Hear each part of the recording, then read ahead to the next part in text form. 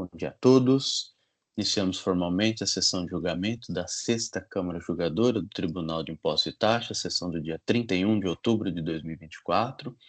Eu, Iritaldo Simonato, vou conduzir os trabalhos de hoje, também na composição da Câmara, o Dr. Samuel Riema, o Dr. Rafael Zulli, o Dr. João Marcelo de Oliveira, também em sessão o Dr. Tabir Filho, pela representação fiscal, Dr. Vitor, com outros presentes também para sustentação oral. Informo que essa sessão é gravada, após seu término será disponibilizado no canal do TIT no YouTube. Solicito, como sempre, brevidade e objetividade dos colegas. Vamos iniciar aqui sem delongas com o auto de infração 5035-037, Devintex Cosméticos, relator é o Dr. Rafael Zulli, haverá sustentação oral pelo Dr. Vitor. Então, eu passo a palavra ao Dr. Zulli para que contextualize brevemente a acusação. Dr. Zulli, fica à vontade. Bom dia. Doutor Ítalo, só um minutinho. Sim. Está cintilando, tanto a minha voz, a sua voz, vocês estão ouvindo assim? Dando um eco? Não tô, para ser sincero. Talvez é a sua internet, Zulli. Gozado, achei estranho. Então, tá bom. Bom, vamos lá, deixa eu abrir o processo. Tá.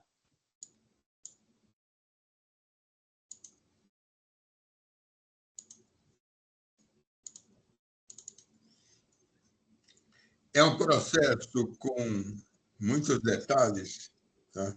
E eu vou fazer uma leitura rápida da acusação.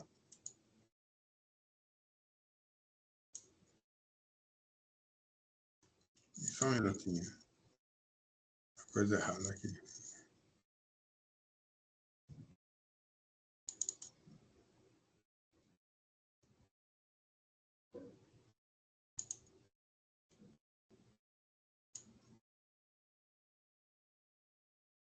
Agora abriu o processo.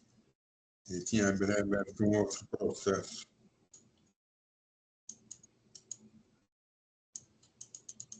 Eu estou escutando alguém de fundo clicar no mouse. É isso que está me dando retorno. Tem alguém com o som aberto? Não, Zulli. Abri Estranho. agora. Bom.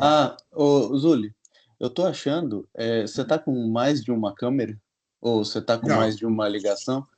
Só com uma câmera e 2 micros, mas três, mas eles estão independentes. Entendi, porque eu tô achando que o som que você estava escutando é do mouse mesmo que você estava mexendo. Não, Por isso que eu achei que tem mais de um áudio aí, mas tá bom, pode seguir. Tá bom, vamos lá. Então, esse processo em nome de Devintex tem 2 solidários, mais de distribuidora, Mário Slamovitz, tá? E trata-se de acusação relativa à falta de pagamento de imposto. Deixou de pagar imposto no X no período de janeiro de 19 a setembro de 23, na condição de substituto tributário por ter emitido e escriturado as notas fiscais relacionadas ao demonstrativo com erro na determinação da base de cálculo. Tá? Trata-se de saídas subsequentes de produtos de higiene pessoal, tá? Que tratam as operações realizadas pelas empresas. Tá? Só um minutinho. Eu vou dar uma olhada aqui, porque está me incomodando isso daqui. Tá? Só um segundo.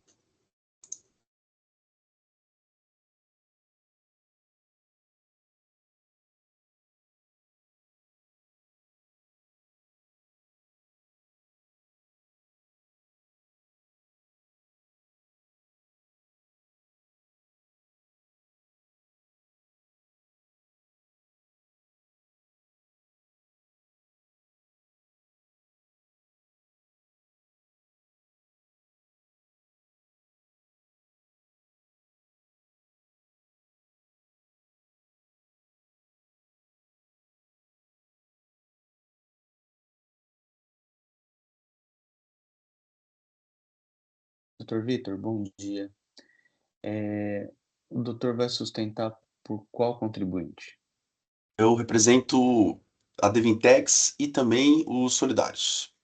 Ah, tá, porque aqui no sistema, como procuração, só tá pela Mais distribuidora.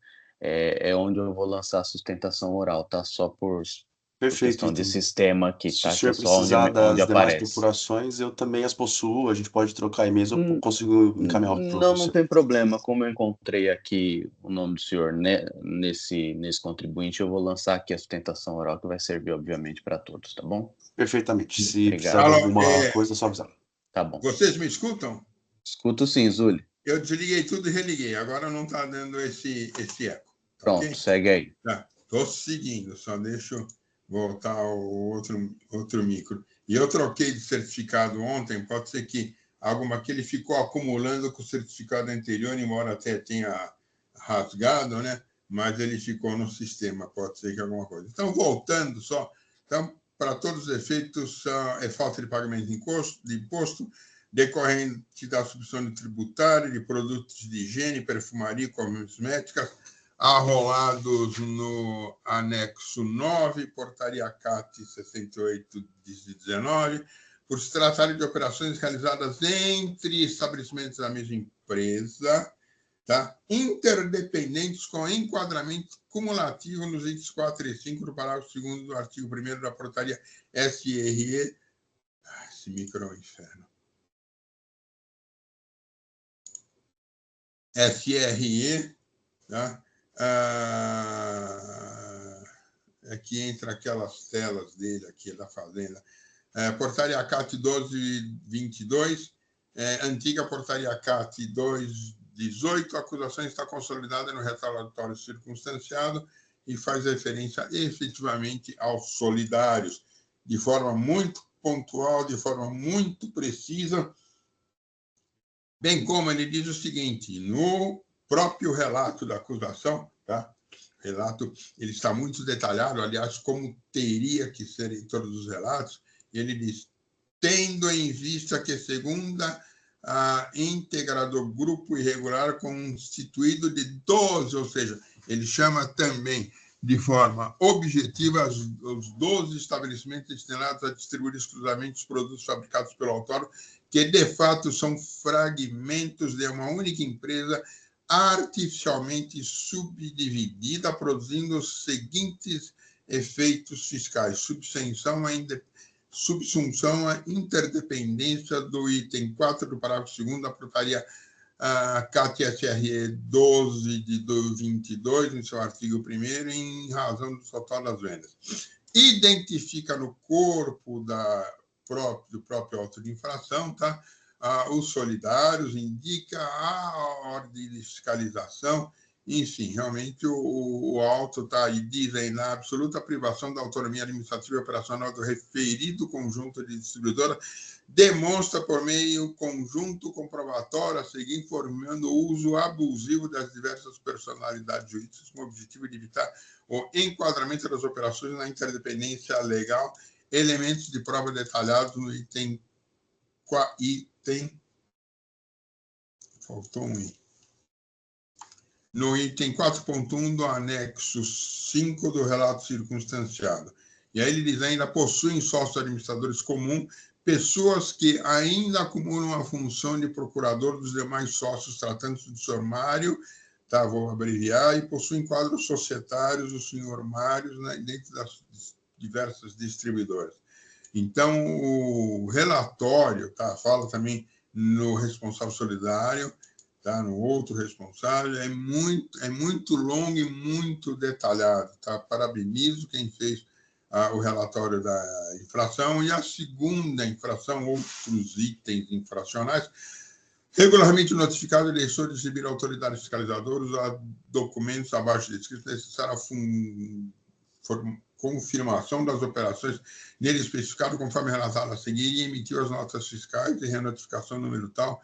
E também aqui é muito detalhado. O contribuinte, então, foi notificado, apresentou argumentos relativos só deixa eu pular, desde a defesa, a nulidade do processo administrativo, faz referência às operações, ao abuso das autoridades fiscais, à nossa legislação, Em recurso ordinário, né, mantida a acusação, fala ainda, olha, do dispositivo legal capaz de ensejar a desqualificação dos negócios jurídicos praticados pelas partes, tá?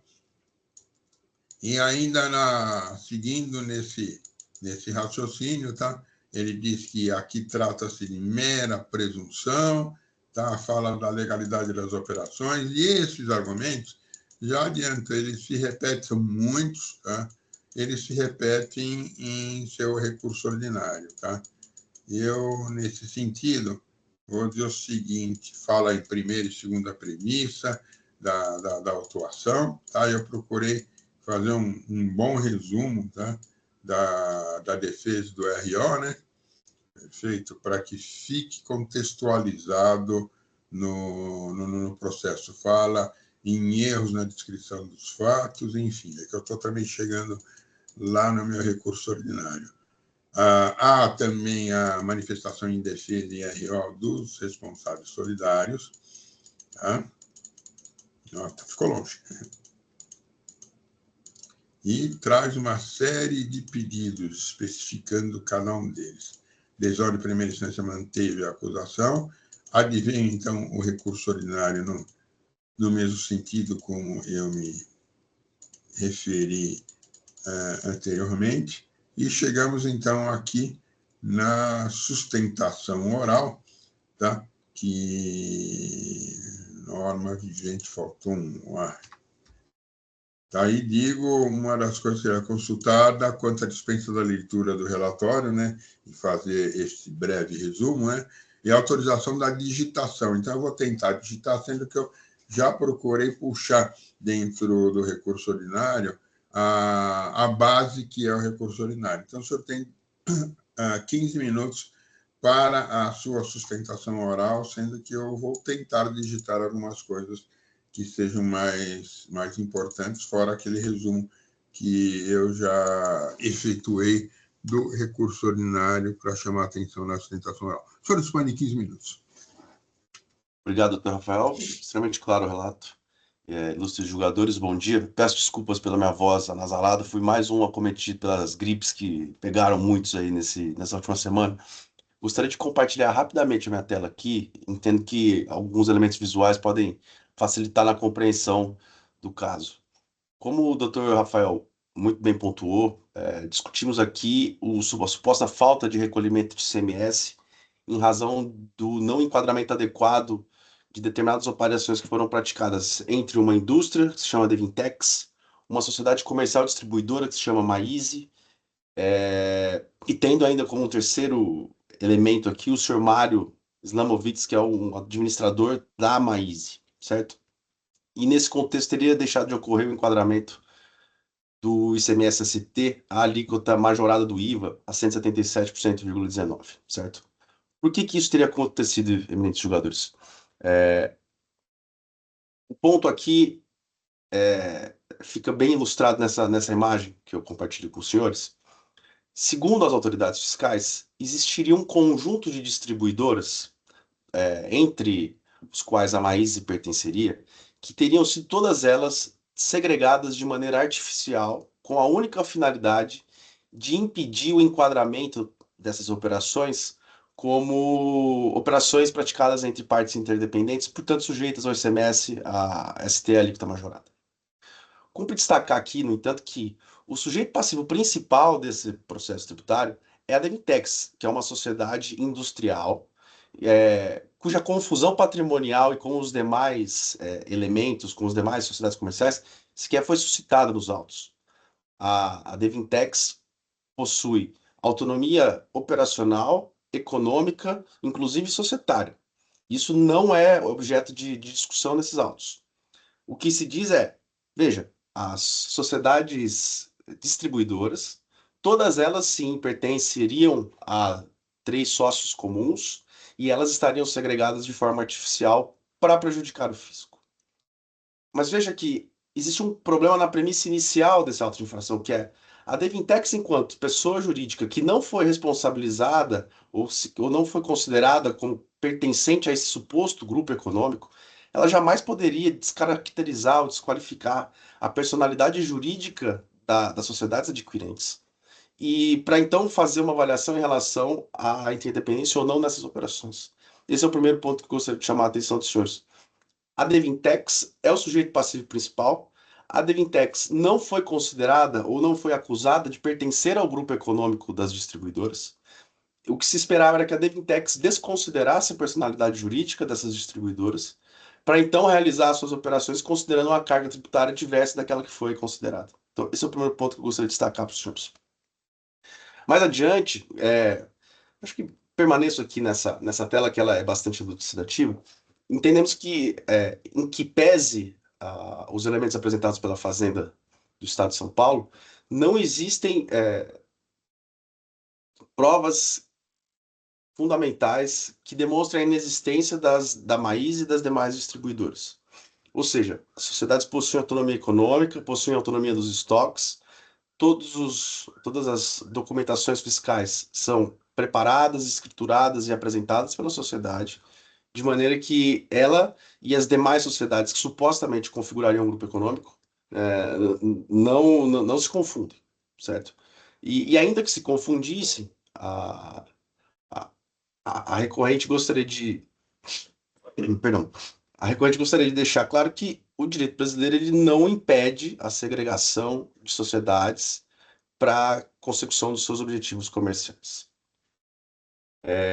Nesse sentido, então, gostaríamos de destacar ainda um outro ponto, para ser breve e não me estender muito por aqui, que a autuação possui um erro de premissa importante também.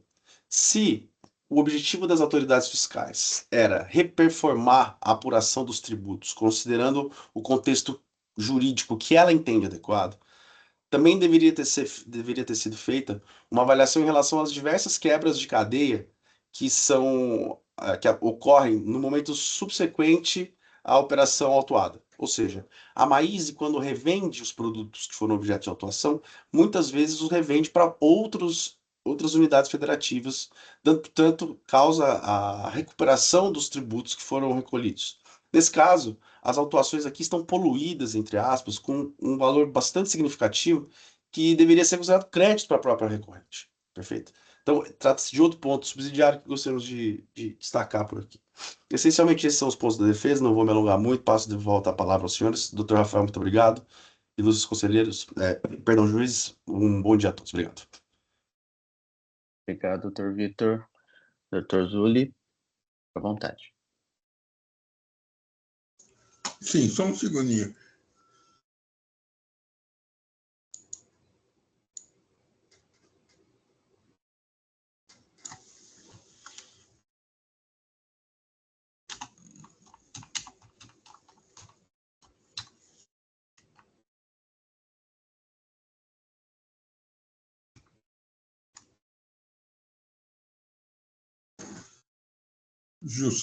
Sustentação oral, né? E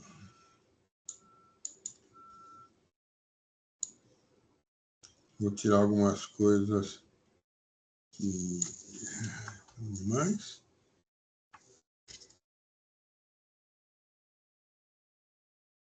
Muito bem.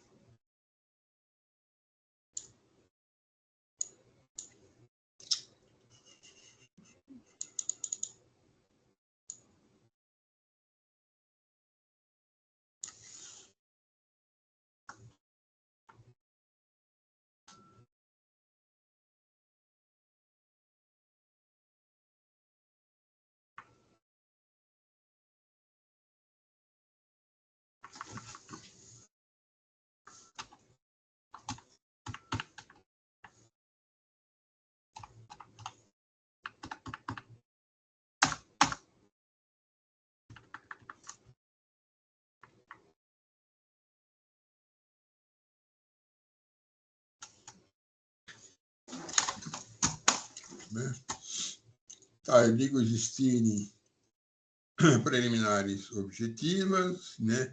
Não observa pretendida ocorrência de nulidade do lançamento na forma como órgão interessado e responsável solidário, seja porque o lançamento encontra-se perfeitamente elaborado, dentro da norma vigente, seja porque encontra-se perfeitamente instruído com provas e devidamente demonstrada a irregularidade do procedimento adotado pelas partes, frente à norma vigente, cujo relato da acusação, em cada um dos seus itens no AEM, está em consonância com o artigo 142 do CTN, pois identificou o sujeito passivo e determinou o fato gerador de obrigação, a matéria tributável,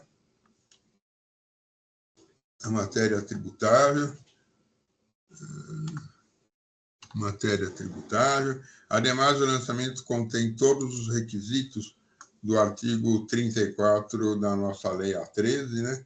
E a perfeita consonância com a legislação vigente, bem como a perfeita correspondência dela com os fatos que caracterizam o lançamento.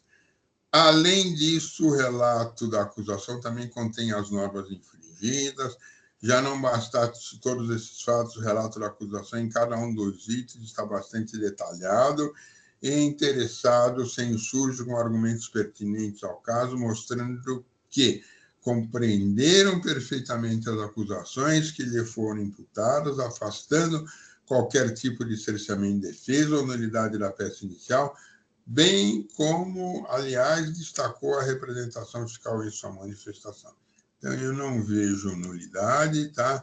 Eu digo ainda que não verifico a alegada nulidade da decisão, quer por ter deixado de apreciar argumentos de defesa, quer por ter deixado de examinar os diversos pontos expostos na defesa, isto porque efetuou o digno julgador monocrático a análise da questão em bloco, examinando assim os fatos e as circunstâncias, o que acaba por dispensar o exame detalhado de cada um dos itens da defesa. Nesse ponto, há de se lembrar que as provas, além de determinantes de demonstrar um fato, também contêm em si o chamado livre convencimento do julgador, ou seja, traz em seu conteúdo o convencimento quanto à ocorrência de determinado fato ou circunstância. Lembro o 162, parágrafo 1º do CPC, digo que ela tem todos aqueles elementos de uma decisão, relatório, fundamentação, motivação, conclusão, enfim, fala um pouco sobre isso, análise de méritos, lembra o 458 do CPC, lembra um pouquinho até as lições do meu velho mestre Frederico Marques, tá? Meu professor na São Francisco, enfim, tá? E afasto qualquer um desses argumentos de preliminar em termos de nulidade, seja do lançamento, seja da própria decisão recorrida. Identifico novamente aqui para contextualizar os solidários e a acusação fiscal, né? Tá, sempre faço isso nos meus votos, até porque às vezes como esse o relato é longo, né? Tem-se necessidade. Eu digo o seguinte, que partindo no pressuposto que um relatório bem feito, ele já é um primeiro passo para uma decisão, tá? Que seja de acordo com a realidade dos autos e com os fatos. Ainda examinando, observo que o processo encontra devidamente instruído com os elementos necessários, traça de recurso ordinário interposto pelo autuado, tá? Folhas 27.903 e seguintes, e pelos solidários, eu também indico aqui as folhas, tá? E o resuminho de cada um. A empresa mais distribuidora de cosméticos, responsável de solidário, apresentou suas contratações de defesa e foram anexadas aos autos. E também eu falo do Mário Alovitics, né? Da mesma forma. Tá? No CF Área 81, estou pulando algumas coisas, tá? Para não ser muito cansativo. Meu voto tem eu dei uma resumidinha, 18 laudas. Este trata da falta de pagamento de imposto por ST no período de janeiro de 19 a setembro de 2003. Poxa. Então, já 19, 20, 21, 22, 5 anos. A exigência é resultante de erros na determinação da base de cálculo do imposto, retido antecipadamente sobre as saídas de produtos de higiene pessoal, perfumaria e cosmético, conforme detalhado no demonstrativo anexo 15, as folhas 899 seguintes, vai até 4.400, conforme demonstrado. O contribuinte, conforme demonstrado pelo fisco, recebeu em transferências mercadorias sem o destaque do ICMS-SP, com procedência de outros estabelecimentos da mesma empresa, e eu cito aqui o CFOP. Na sequência, na condição de substituto tributário, emitiu e escriturou notas fiscais para mais e com incorreção na base de cálculo do ICMS-ST, aplicando percentuais inferiores ao índice do valor adicionado setorial IVA-ST de 177,19, conforme estabelecido no artigo 1º, parágrafo 1º da portaria SRE 1222. E aqui eu transcrevo e eu vou deixar de ler, tá? A aplicação do IVA de 117/19 é fundamentada na existência de relação de interdependência legal entre o autuado de Vintex e o solidário mais. Ocorre, porém, que a interessada utilizou percentuais de IVA inferiores, errôneos, previstos no anexo único da mesma portaria, ignorando a relação de interdependência com destinatários das mercadorias, o solidário mais. Ainda as operações entre a recorrente e a mais se enquadrariam na interdependência definida nos itens 4 e 5 do parágrafo 2º do artigo 1º daquela mesma portaria, uma vez que a mais faz parte do grupo irregular composto por 12 estabelecimentos que distribuem exclusivamente produtos fabricados pelo contribuinte inverbe. E aqui eu transcrevo também a legislação para ficar gravada em conhecimento. Neste ponto é que a portaria revogou uma portaria anterior de 18, que continha os mesmos ditames legais relacionados no IVA, ST e condições de interdependência. Ambas as normas estão citadas no campo de infringência do auto de infração. A configuração dos 12 adquirentes das mercadorias representa, de fato, uma única entidade econômica artificialmente dividida, resultando nos seguintes efeitos fiscais, conforme item 4.2 e item 4.3 do relatório circunstanciado. E aqui eu transcrevo, tá? Assim é a interdependência do item 4. O volume de vendas destinado ao grupo de distribuidora excedeu a 50% mais 90% do total dos produtos fabricados pelo autuado e suportou 20% em distribuição exclusiva. E aqui eu transcrevo esses trechos que bem demonstram no relatório circunstanciado essa relação da interdependência. E digo, veja-se ainda a total falta de autonomia administrativa e operacional do grupo dos distribuidores, evidenciada a utilização abusiva de múltiplas personalidades jurídicas para distribuir as vendas de mercadorias entre os 12 distribuidores e, com isso, evitar o enquadramento das operações no conceito de interdependência legal. Trata-se de 12 estabelecimentos de existência meramente formal que atuam como uma empresa única de fato. As diversas empresas distribuidoras serão citadas posteriormente neste parecer, diz aquela o relatório, né? Eu vou até acrescentar aqui, parecer, vírgula, relatório circunstanciado, segue abaixo infográfico anexado às folhas. Só que eu vi o seguinte, quando eu vou tirar esse trechinho, porque ele não está gravando lá no nosso sistema esse quadro, tá? Nós já tínhamos visto essa dificuldade alguns anos atrás, e até hoje o NACAL todo mundo ficou de resolver, e não dá.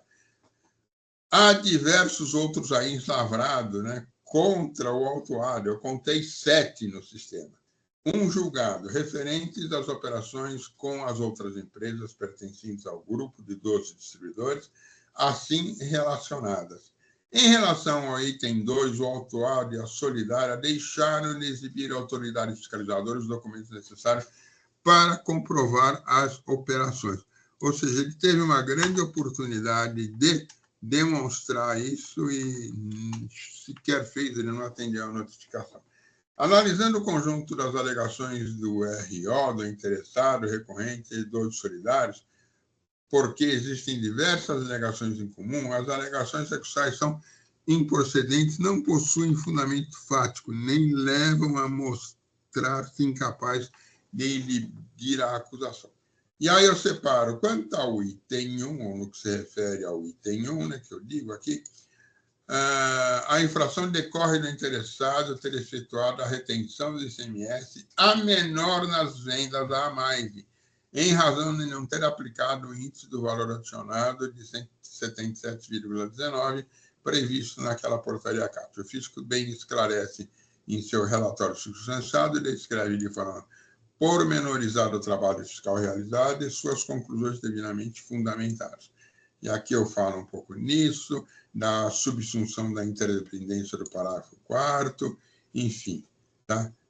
Aí eu entro na análise do grupo das 12 distribuidoras, sociedade única de fato, que assim em todas as 12 empresas distribuidoras compartilham um sócio administrador comum, Mário Alovovitz,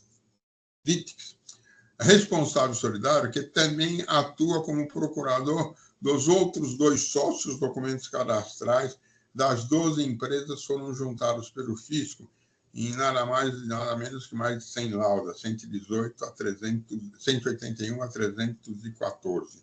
Os quadros societários das 12 distribuidoras são compostos pelos sócios. O Mário, sempre em conjunto com um dos seus irmãos residentes no exterior, o Fernando e o Carlos, ambos representados pelo sócio administrador citado, o que deixa clara a forma de agir com o objetivo de fraudar o fisco e reduzir o imposto devido. O senhor Fernando Bauner é sócio solidário é sócio solidário. Mário Azenberg em 5 das empresas distribuidoras, enquanto seu irmão Carlos é sócio das 7 distribuidoras restantes. Assim sendo, temos que, na prática, as 12 distribuidoras atuam no mesmo setor econômico, comércio atacadista de cosméticos e produtos de perfumaria. Também as 12 empresas vendem exclusivamente os produtos da marca Salon Line, fornecidos também exclusivamente pelo interessado recorrente de Vintex. Além disso, as empresas distribuidoras utilizam os endereços comerciais compartilhados em espaço de mínimas dimensões, como demonstrado nos autos. Veja-se, por exemplo, as informações extraídas do CADESP, na modalidade por endereço, os fatos tirados em vistorias que foram constatados na Maizen e Vixex, Logisex, dividem instalações comerciais. Sala 21, Vixen, Sala 21, Fixem, Sala 22, Maizen e assim por diante. Ainda consta do relatório circunstanciado de folhas 33 as inúmeras circunstâncias de endereços, contatos telefônicos e dos e-mails existentes entre os 12 distribuidores da Vintex. Também é de se notar que as 12 empresas distribuidoras compartilham, as 12, compartilham empregados conforme consta da RAIS, Relação Anual de Informações Sociais do Ministério do Emprego e do Trabalho. Por exemplo, o Solidário Mais tinha apenas registrado um vínculo empregatício no ano de 2018, passando a 3 vínculos empregatícios em 2019, dados incompatíveis com o faturamento de quase 50 milhões e 92 milhões, respectivamente, nesses anos. As outras distribuidoras dessa sociedade, de fato, também dispunham de um número muito reduzido de funcionários. Por outro lado, a Quebec, distribuidora, possuía um enorme quadro de funcionários. Nesse contexto, consta dos autos do faturamento anual da Maizen, da Vixex, da Cimex, da Quebec, que são equivalentes. Ainda fica evidenciada nos autos a confusão empregatícia que revela-se ainda mais presente quando o senhor Marco Aurélio Bento assina tanto as ordens de serviço fiscal da Cimintex quanto a QUBICT. E nos 2 documentos fiscais, o funcionário se identifica como gerente de RH. Aí ainda consta dos autos referidos à situação, também como ocorre com funcionários do Vintex e as outras, e eu dei só detalhes daquilo que tem nos autos, né? E digo, inclusive, que aparece nos relatos fiscais, conforme constata dos autos, sendo que surgem 2 novas pessoas com participação nos fatos relatados no auto de infração. A Adriana, o Carlos, a própria Vintex, a Vivian, perfeito. E analiso com detalhes esses documentos que foram trazidos aos autos pelo fisco, tudo para demonstrar efetivamente essa relação que existe entre as 12 empresas. Também observando os contratos de logística documentados, juntados às folhas 345 seguintes, esse demonstra de forma clara que a Devintex, hora recorrente, para todos os efeitos, é um verdadeiro operador logístico de toda a operação, conforme contratos juntados ao processo celebrado entre a Devintex e os Solidários Mais. Dos referidos contratos, observa que estabelecem que a interessada recorrente deveria realizar todas as atividades que envolvem a movimentação de mercadoria, desde o transporte até o depósito próprio da Devintex, armazenagem, controle de estoque, inclusive responsável pela entrega e transporte das mercadorias até o consumidor final. Analiso isso, tá? Falo dos IPs, da substituição tributária, tá? Tentei descer em detalhes, inclusive em relação aos solidários, tá? Que assim o acervo probatório do relato da infração e a realização direta da interdependência existe entre a recorrente e a pessoa jurídica responsável que possibilitou ao primeiro consignar nas notas fiscais de submissão preços significativamente inferiores, a saber, menos que a metade em relação aos preços praticados nas posteriores de revenda, desde responsável solidário para a empresa, varejista, diversos entre esses últimos. Tá? Analiso essa situação. Neste ponto, eu chamo a atenção num trechinho da manifestação da representação fiscal, que lembra aqui em seu parecer, é necessário enfatizar o nexo causal para o enquadramento das operações da autuária. Eu negritei essa fala da RF, tá? A interdependência dos itens 4 e 5 do parágrafo 2º do artigo 1º da portaria CAT 12 está na comprovação de que ela tinha conhecimento que comercializava com uma única empresa, de fato subdividida artificialmente, nem impondo a aplicação do IVA-ST de 177,19 para a determinação da base de cálculo, em obediência ao parágrafo 1º do artigo 1º da referida portaria. Também observo que não prevalece a alegação da Devintex, que exploraria marcas de produtos que também são exploradas pelas sociedades comerciais. Isto porque, conforme pode ser constatado dos autos, não se trata de uma simples exploração mútua de marcas. A autuada é a proprietária e explora a marca Sala Online, é fabricante desse produto, é o único fornecedor para seus distribuidores cativos, além de gerir os estoques e logística deles. Portanto, a independência do parágrafo dos itens 4 e 5 do parágrafo 1º decorre da forma direta do conjunto de elementos de provas documentais anexados, né? Também não parece a este relator ser admissível existirem inscritos 12 CNPJs para exercer a mesma atividade econômica em bloco, comercializando exclusivamente as mercadorias da interessada e a um único fornecedor, todas sob a tutela do mesmo sócio administrador, que ainda detém essa administração de forma isolada.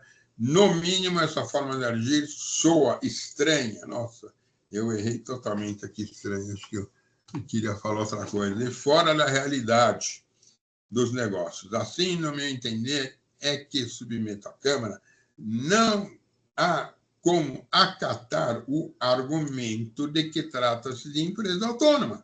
O fato de a empresa ter um endereço, obter inscrições em órgãos públicos e, em seguida, abrir uma conta bancária, são atos meramente formais, que não atestam qualquer grau de autonomia de fato. Os documentos apresentados desde a defesa, como DANFs, notas fiscais de prestação de serviços, comprovante de pagamento e outros, ao meu ver, né, são ineficazes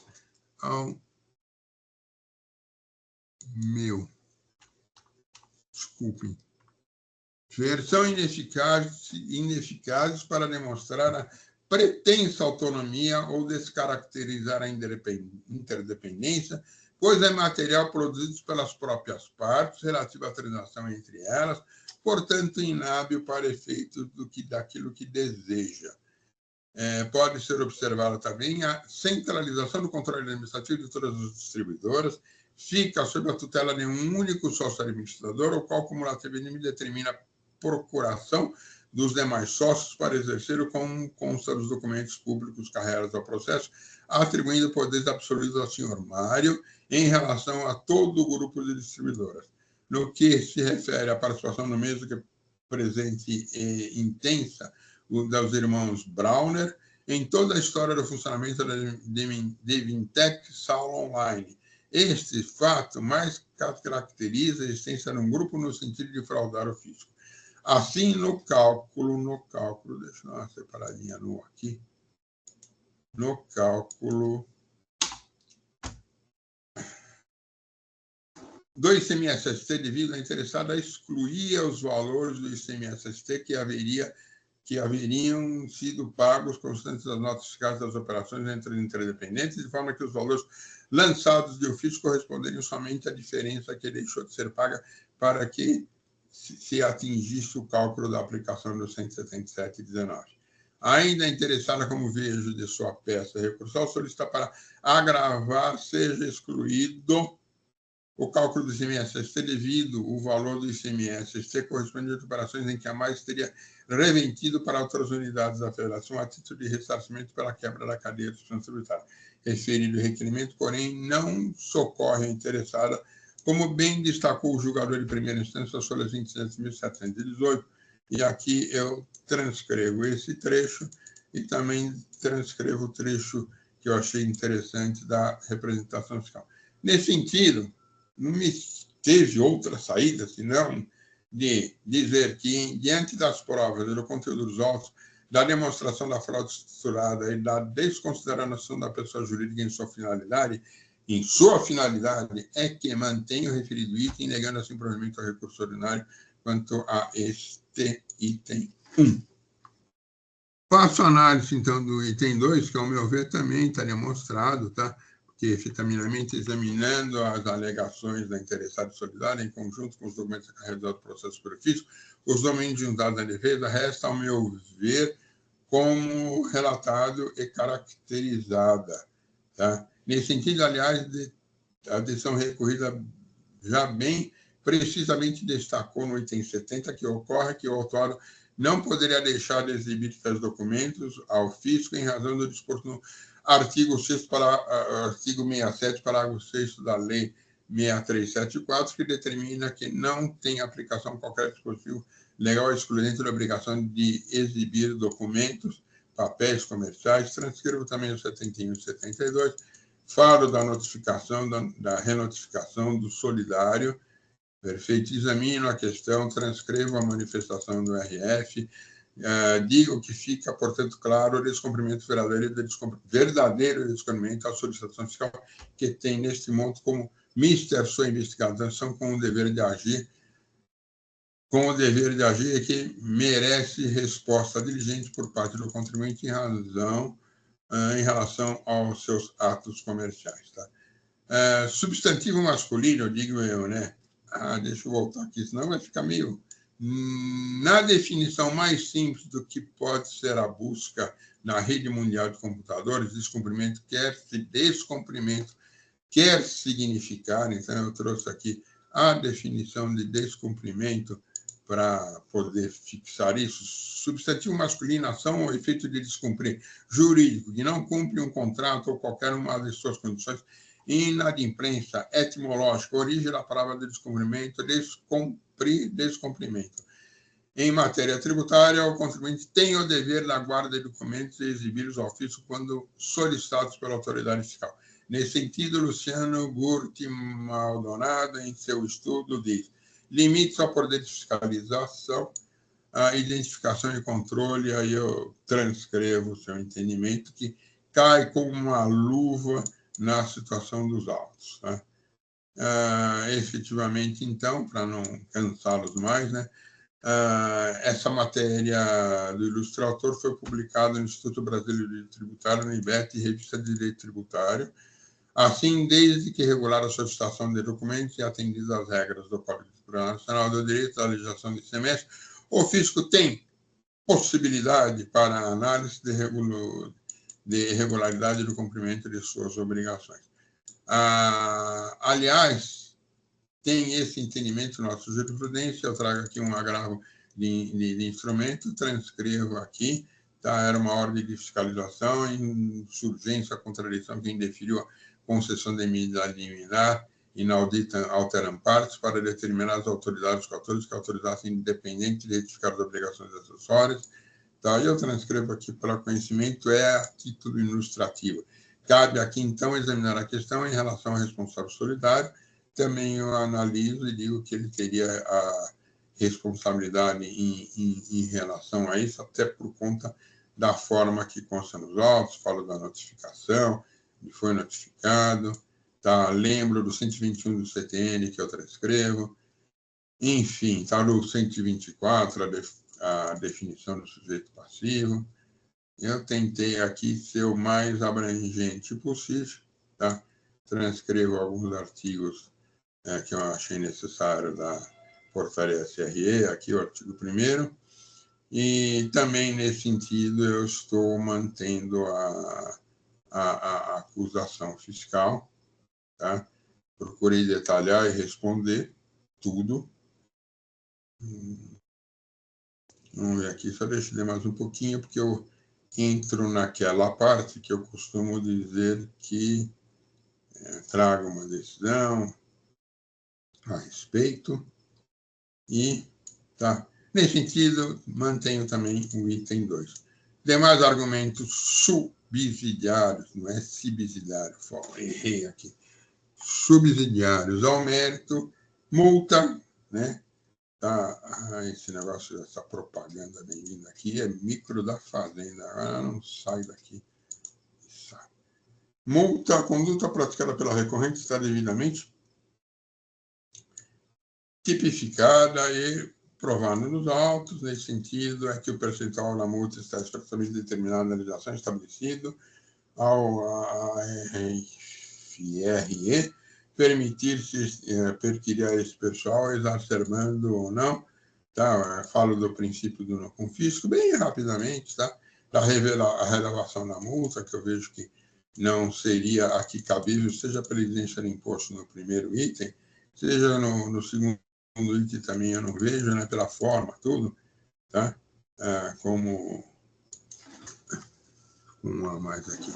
Também eu refiro para determinar que deve ser considerado o porte econômico, antecedentes fiscais, no caso da questão de exigências de imposto, infrações relacionadas, transcreva a legislação. Acho que aqui, no caso, no ato se fala em redução da multa, e lembro que na súmula 10 reformada, nosso período aqui é janeiro de 19 a setembro de 23, inaplicável também a súmula reformada. Eu estou assim, tá? Eu entendi por mim, por alguns trechos que, na verdade, só hoje é 31, só reforçariam aquilo que já teria sido dito anteriormente, ou tudo. E é assim que eu voto, tá? Não vi outra maneira de examinar a questão. Vamos lá. Tá certo, Zúlio. Eu vou levar tudo lá no registro. Cadê o meu registro? Tá. Ele foi parar, tá aqui. Tá aberto? Tá aberto. Quer dizer, na verdade, eu só fiz algumas correçõezinhas de erro de digitação, tá? Tá. Vou seguir aqui com os debates. Doutor Tabir, o doutor, inclusive, curiosamente acompanhou o outro processo desse caso, né? Justamente. Tem alguma consideração? Da doutora Daniela. Está bem dito pelo doutor Zúlio. realmente, esse caso já tem vários outros autos, e lá foi mantida a unanimidade, né? Então, creio que não tem mais nada a considerar. Muito obrigado. Perfeito. Dr. Samuel, Sem considerações, presidente. Dr. João Marcelo, Em considerações, presidente, acompanho o relator. perfeito. Eu também vou acompanhar o Dr. Zulli. Nada obstante a firme defesa realizada, eu entendo que realmente os elementos de prova reunidos pela fiscalização são muito substanciais, de modo que perfilo-me as conclusões do fisco nesse sentido, também vou acompanhar, só aguardando aí o registro do voto.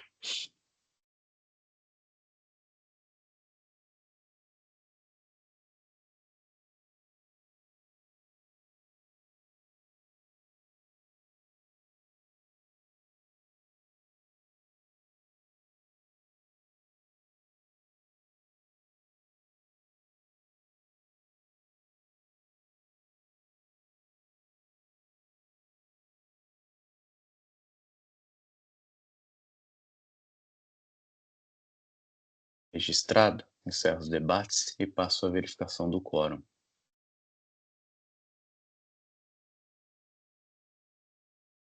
Perdão, eu estava com o microfone desligado, eu quis dizer que eu precisava registrar, registrei solidário por solidário. Eu só gostaria de fazer um registro e parabenizar.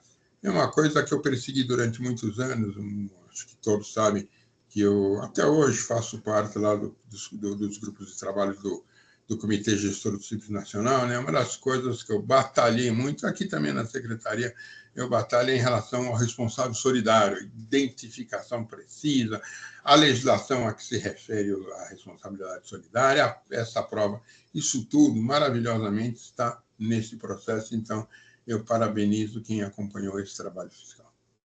Não poderia deixar de fazer esse registro. Todos votaram, prevaleceu o entendimento do Dr. Zulli, que conhece de todos os recursos e nega provimento. Foi assim que votado. Agradeço ao Dr. Vitor pela presença. Obrigado, Dr. Vitor. Eminentes jogadores, eu que agradeço o tempo de todos. Um bom dia. Bom dia. Vamos seguir aqui pelo auto de infração 430-275, Bela Produtos para Iluminação Limitada, relator Dr. Samuel, vista Dr. João Marcelo. Já está aberto aí para o Dr. João Marcelo registrar a vista. Eu vou pedir só para o Dr. Samuel contextualizar, já passou algum tempo, só para contextualizar como foi o voto, né, a conclusão, antes de passar a palavra para o Dr. João Marcelo. Perfeito, presidente. Bom dia a todos. Obrigado pela palavra. Vou tentar relembrar que eu tomei um susto quando eu vi esse processo na pauta e indicando o relator. Falei, nossa, você nem lembrava. Foi pautado algum processo e não finalizei o voto. Mas aí recordei, salvo engano, é um caso de ICMS importação, né? E acho que é mais produtivo aqui eu ir direto ao dispositivo, presidente, em uma sessão de 13 de junho de 2024, eu conheci do recurso ordinário e dei-lhe provimento para o fim de determinar o cancelamento dos itens 1 e 2 do AIM, dada a constatação de vício no AIM. Por outro lado, caso esta preliminar não seja acolhida, eu estou conhecendo do recurso ordinário e dando parcial provimento apenas para redução dos juros. Salvo engano, novamente, presidente, esse vício que foi apontado, ele consiste no fato de que o autor do feito não fundamentou o porquê da descaracterização das operações, né? Ele teria misturado várias operações de diversas modalidades ou tratado uma operação numa modalidade, descaracterizou essa modalidade e não trouxe uma linha sequer do fundamento ou motivo pelo qual essa descaracterização se fazia necessária. Então, esse foi o vício encontrado e apontado no meu voto, motivo pelo qual eu conheço do recurso ordinário e dou-lhe provimento. Esse é meu voto, presidente. Perfeito. Dr. João Marcelo, fica à vontade. E o Dr. Samuel pode confirmar o voto do relator. Vocês me escutam? Escuta, tá ruim a internet, eu vou tirar o vídeo aqui. Eu vou tirar o vídeo para ver se fica mais fácil. E, bom, vou passar a leitura aqui do voto, tá, senhor presidente?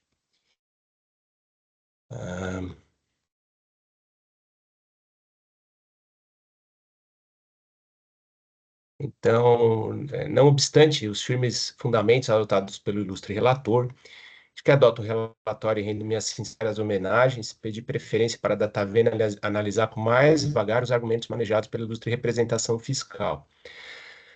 O ponto de divergência em relação ao ilustre relator é quanto ao vício insanável, que consiste no fato que não existe nos autos qualquer demonstração dos motivos e fundamentos que sustentam a tese fiscal aplicável a ambos os itens da acusação. Pois bem, fundamento o ilustre relator no sentido de que não há qualquer exposição pormenorizada do fato punível, nem tampouco a apresentação dos motivos e fundamentos que levaram o autor do feito a concluir que o sujeito ativo da relação jurídica decorrente das operações fiscalizadas é o Estado de São Paulo. Acrescenta ainda que não foi juntado o relatório circunstanciado. De start, o relatório fiscal circunstanciado pode ser elaborado pelo fisco. No entanto, não é um elemento obrigatório do AIM, pois não está listado no artigo 34 da Lei 13.457 de 2009, sequer no 142 do CTN. Dando continuidade, entendo ainda que os fatos atribuídos pelo fisco estão claros e especificamente descritos em seus respectivos relatórios, alinhados com os artigos normativos infringidos e a definição das multas. Dessa forma, existe um nexo correspondente entre os fatos e as normas mencionadas. Isso porque as provas juntadas na acusação guardam total pertinência ao relato infracional, sendo que, no caso, entendo que a natureza das operações é determinada pelos fatos e pelas formalidades do caso subexame. As próprias formalidades dos presentes autos colocam em dúvida a natureza das operações, uma vez que nos documentos juntados às folhas 62, 70, 95, 102, 120 e 35, os dados complementares das declarações de importação reportam que as importações foram feitas na modalidade por conta e ordem. Ainda a declaração da Ganesh, Logística e Distribuição Ireli, de folhas 270, feita após a lavratura do auto de infração por pessoa interessada e vinculada nas operações, não serve como prova suficiente para infirmar a acusação fiscal.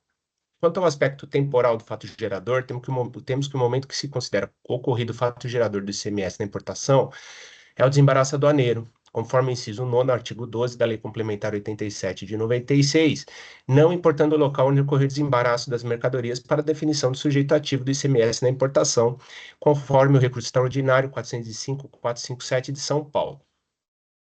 Quanto à determinação do sujeito passivo e do sujeito ativo da obrigação tributária, temos que a jurisprudência do STF se firmou no sentido de que o sujeito ativo do ICMS é o Estado-membro para o qual efetivamente destinou-se a mercadoria importada, independentemente do local de desembaraço aduaneiro. Ainda, da exegese da decisão exalada pelo ilustre ministro Joaquim Barbosa, no agravo regimental do recurso extraordinário 430, 372 de Minas Gerais, a identificação do destinatário jurídico da operação de importação depende da classificação jurídica atribuída ao quadro fático, ou seja, adotam-se critérios econômicos jurídicos para a determinação do real destinatário das operações. A cláusula 4ª do protocolo ICMS 23 de 2009 considera a importação por encomenda aquela em que o importador deve assumir todo o ônus monetário decorrente da importação para, posteriormente, vender as mercadorias, recebendo o preço do adquirente. No caso dos autos, conforme provas juntadas às folhas 20 a 186, observa-se que a recorrente realizou os pagamentos antes da liquidação dos contratos de câmbio, usando recursos próprios, o que descaracteriza a natureza das importações como sendo por encomenda. Temos ainda que a circulação física das mercadorias apenas confirma que a recorrente foi a destinatária jurídica, pois elas nunca transitaram pelo estado de Rondônia, sede da Ganesh Logística e Distribuição Ireli. As mercadorias foram desembaraçadas no estado do Rio, Porto de Itaguaí, conforme as declarações de importação de folhas 23 seguintes, e encaminhadas diretamente ao estabelecimento da recorrente no estado de São Paulo. Assim, pelos fatos e formalidades do caso, o destinatário jurídico das mercadorias importadas foi a recorrente importadora de fato e de direito.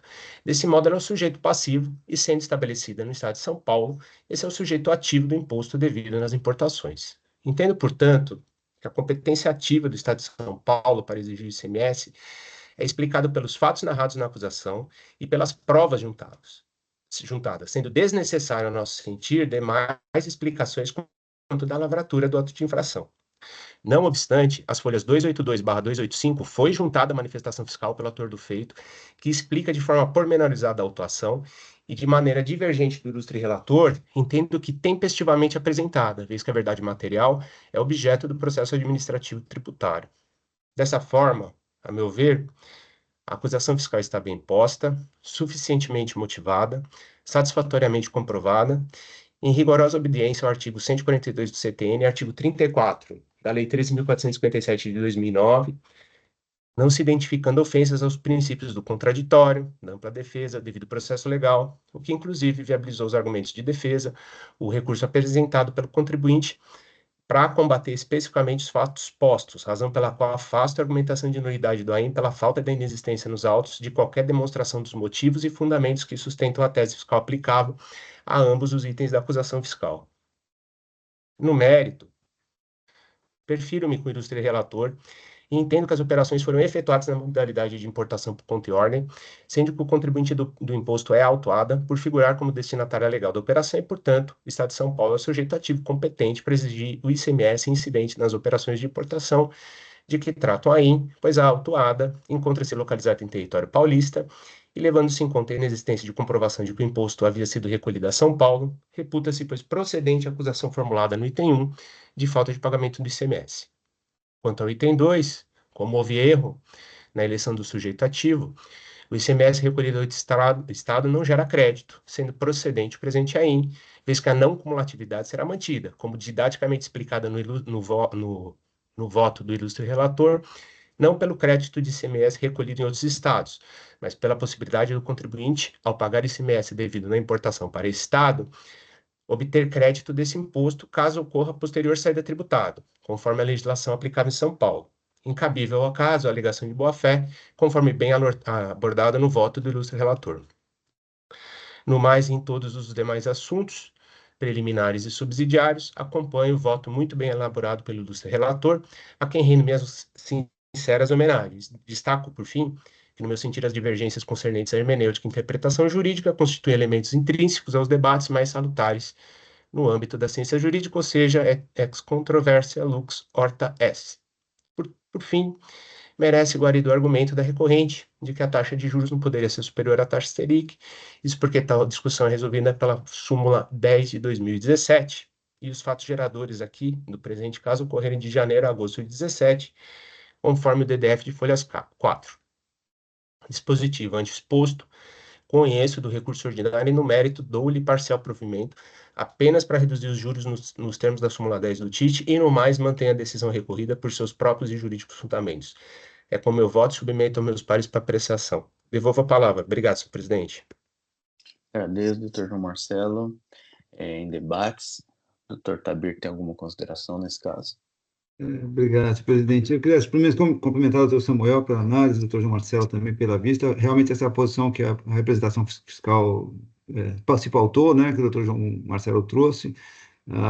E lembrando também que a própria consultoria tributária, mesmo após a decisão no repercussão geral, ainda continua mencionando que a entrada física continua sendo um aspecto importante da importação e da determinação do sujeito ativo, né?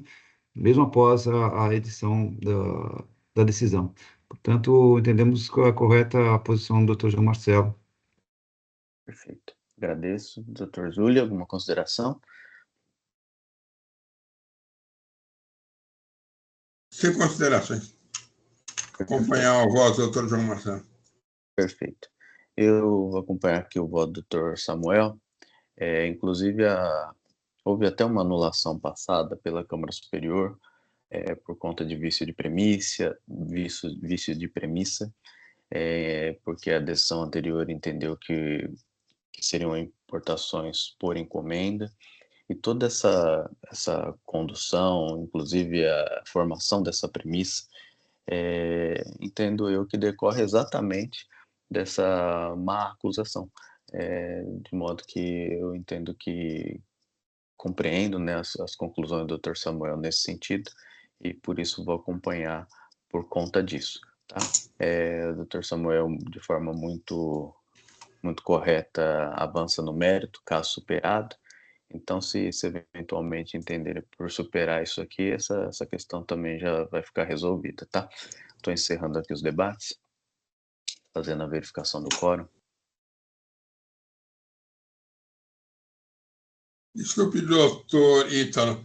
Agora, o próprio doutor João, ele faz referência aqui que os documentos juntados, folhas 62, 70, 95, 102, 120 e 135, dizem que aqui, olha, complementares da declaração de resposta de importações foram efetuadas à medida por conta e ordem, não por encomenda, né?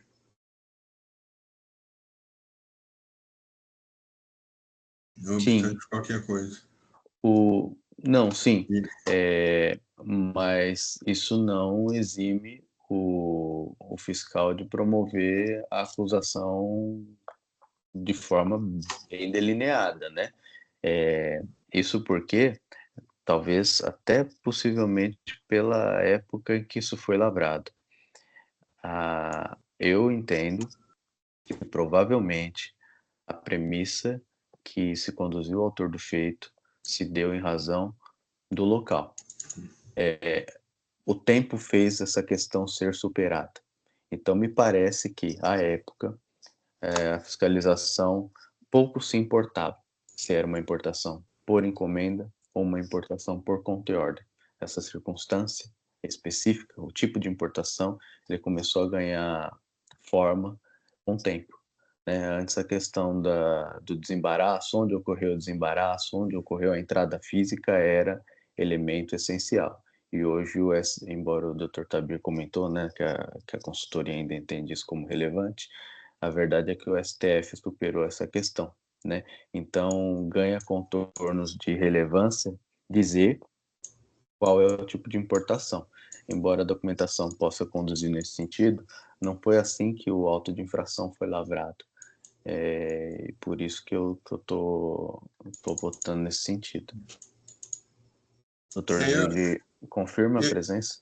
Confirmo, só um segundo. Eu estou vendo aqui o auto, é que não estava conseguindo abrir o auto de infração, para ver o que mais aqui consta do auto de infração, né? Estou nas observações, né? Para ver se ele falou alguma coisa sobre isso, tá? Ele fala, como o relato infracional ele é muito simplista e não há relatório circunstanciado, ele ganha maiores contornos quando da manifestação fiscal. Que é quando o Dr. Samuel comenta que esse não é o melhor momento para se tracejar qual é a premissa acusatória. Foi isso que o Dr. Samuel falou. A única coisa que me impressionou é que ele tem um trechinho que ele fala assim, né? Pelas empresas Ganesh e Logística, né? Situada no estado de Rondônia e remetidas diretamente à autuada adquirente paulista após o desembaraço aduaneiro, conforme as provas das cópias do documento juntadas. Não foi para ver como é que está as DIs, tudo lá, né? Mas eu vou acompanhar a de cautela, né, em relação a isso. Estou confirmando a presença. Eu prefiro acompanhar o doutor João. Tá bom. Me restou dúvida mais. Todos confirmaram em votação.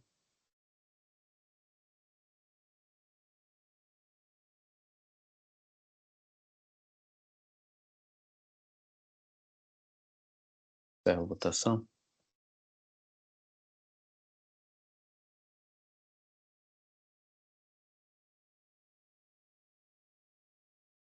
Prevaleceu aqui pelo voto de qualidade o voto do Dr. Samuel, tá? Conhece do recurso e o provê. Encerra esse julgamento. Passo então ao auto de infração 5024-787 Maurano e Maurano Limitada, relator é Dr. Zuli. Dr. Zuli, eu só não tenho sustentação oral, tá? Então já pode ir direto ao voto, só que eu faço uma sugestão. Eu tenho uma preferência aqui, anulando a decisão de primeira instância, por conta de um ponto específico que o doutor sabe bem. Eu sugeriria a gente se concentrar só nesse ponto no primeiro momento, porque se a Câmara entender por anular, não há necessidade de se avançar no resto da questão de mérito. Então, se puder só pontuar o porquê desse ponto, aí eu leio minha preferência. Tá sem áudio, Zuli. É crédito indevido, tá? Para mim é bem objetiva, né? Preliminar de nulidade da decisão recorrida por não observar em nenhum momento que a interessada tenha demonstrado que ocorreu motivo de força maior ou ocorrência de fato suprimento para a juntada de documentos após a defesa. Acho que é esse o ponto. Sim. Essa propaganda que me deixa maluco. Né? Só um minutinho. Isso é micro da fazenda, né? Quero o meu de volta. A decisão recorrida por não observada no momento que a interessada tenha demonstrado que ocorreu motivo de força maior para a ocorrência de fato suprimento para a juntada de documentos após o prazo da defesa. Ou seja, a outra juntada a não ser os documentos que vieram com a defesa, caso seja nenhum outro entendimento da Câmara, a ele me curvo para apenas devolver os autos à primeira instância para complementar nessa parte o julgamento. Afastada, porém, essa preliminar, conheço do recurso ordinário e a ele nega o provimento. Então, mais ou menos, eu estou dizendo para voltar ao processo para julgar esse pedacinho. E eu não sei como é que é a sua preferência, tá? Tá. Eu vou registrar esse. Tá. Eu vou registrar esse. Vou tirar minha sustentação oral aqui, como não tem. E nesse teriam lá recurso ordinário. Deixa eu tirar a sustentação oral aqui. Aí eu registro e seguimos em frente. Tá.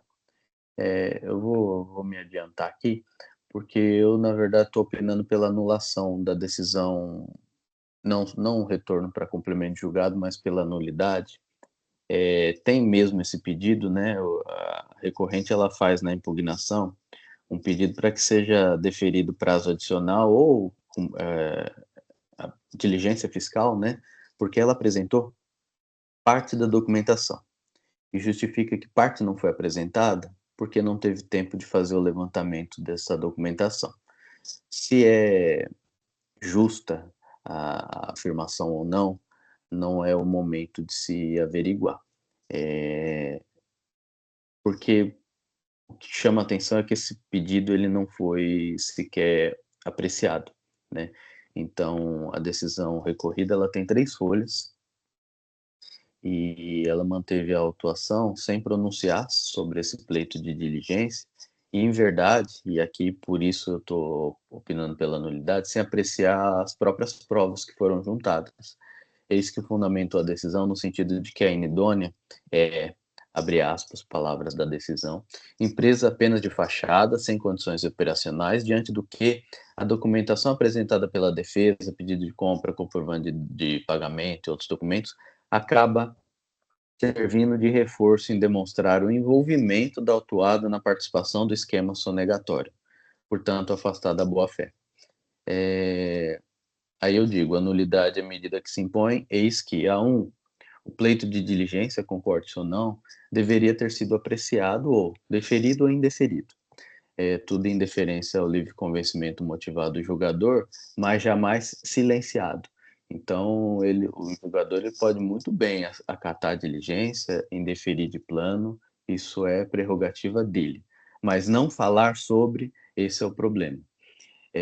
E a 2, e aqui a razão da nulidade, a situação fática da empresa inidônea, ela não é fundamento lógico-jurídico para afastar de plano a boa-fé da recorrente, devendo o órgão de julgamento ou julgador transitar por todas essas provas através, à luz, né, dos requisitos comprobatórios da boa-fé que foi fixado pela jurisprudência da Câmara Superior, para assim concluir pela existência ou não da boa-fé. Se assim não fosse, se esvaziaria a pretensão defensiva de quase todos os contribuintes destinatários de mercadoria oriunda de empresa inidônea, eis que para quase todos os casos de inidoneidade, a empresa inidônea, em verdade, ela não opera no endereço que ela diz operacionalizar, né? Embora a decisão diga que a recorrente, entre aspas, não comprovou de forma contundente as operações, inclusive não trazendo nenhuma prova de transporte, fecho aspas, vez que a ratio residente da decisão extrai-se quando ela afirma que, repito, Empresa apenas de fachada, sem condições operacionais, diante do que a documentação apresentada pela defesa acaba servindo como reforço em demonstrar o envolvimento da autuada na participação do esquema sonegatório. Ou seja, a decisão recorrida, ela nega-se, de certo modo, de apreciar as provas existentes, afirmando a decisão a qual que, por ser a inidônea empresa de fachada, comprovado está o envolvimento da autuada na participação do esquema sonegatório. Digo eu, a participação dolosa da recorrente em eventual fraude fiscal não é sequer fundamento acusatório, não podendo a autoridade judicante presumir a má-fé da recorrente pela simples inidoneidade da empresa. Nesse sentido, correta recorrente ao dispor que os fundamentos da decisão recorrida são estranhos aos autos e à competência dessa recorrente, ao qual ainda foi acusada irresponsavelmente de estar envolvida em esquema sonegatório. Digo que a representação fiscal, compromissada com a justiça fiscal, quanto ao primeiro ponto, que é o pleito da diligência, ela inclusive pleiteia o parcial provimento do recurso ordinário para que os autos retornem à primeira instância para complemento da decisão. Assim, nesse sentido, nesse ponto sequer há controvérsia quanto à falha na prestação jurisdicional. Só que eu digo que, embora a representação fiscal pleiteie tão somente esse retorno para complemento de julgado, eu justifico, acima, as razões pela nulidade da decisão, eis que, além da omissão bem apontada, há também deficiência na apreciação probatória, não havendo conformidade dessa decisão recorrida com que se firmou a jurisprudência desse tribunal, no sentido de apreciar todas as provas juntadas à luz dos requisitos comprobatórios da boa-fé, o que notadamente não foi feito. Nesse sentido, quanto a essa fundamentação deficitária, eu também estou decretando a nulidade. Então, basicamente, a apreciação das provas é livre convencimento motivado. O julgador ele pode muito bem apreciar as provas da forma como lhe convir, dizer esse comprovante de pagamento não serve, esse pedido de compra não serve, mas dizer nada serve porque a empresa inidônea era a empresa de fachada, não basta, porque pode existir a boa-fé do destinatário, independentemente da situação do emitente. Aliás, essa questão da boa-fé existe exatamente por isso, para que o contribuinte possa se defender e dizer, apesar da empresa emitente ser inidônea, eu estou de boa-fé. Então, não é um fundamento válido, e então estou anulando a decisão por isso, tá? Eu vou registrar esse voto aqui de preferência e coloco a questão em debate. Doutor Tabir. Obrigado, senhor presidente.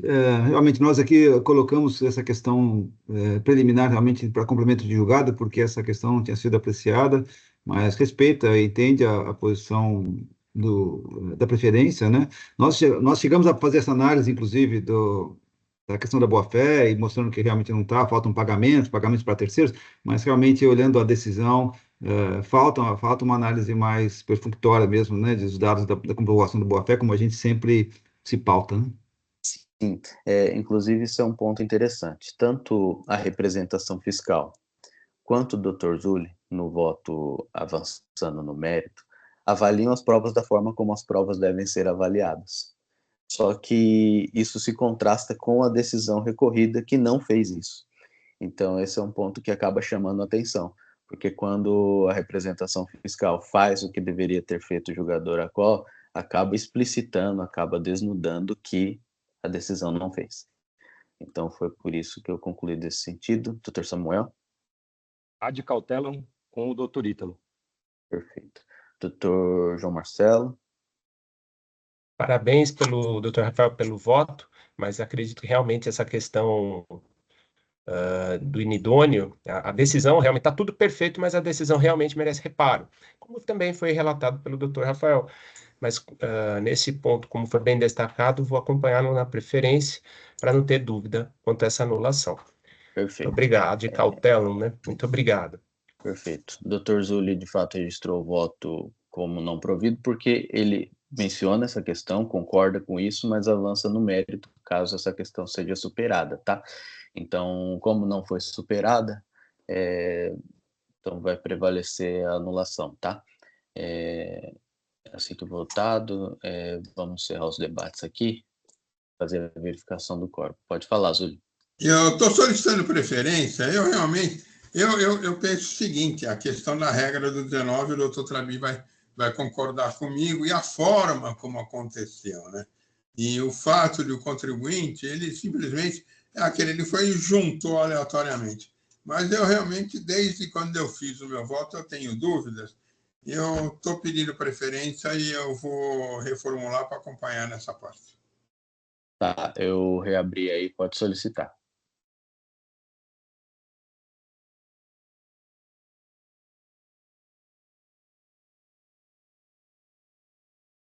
Concedida, Zuli.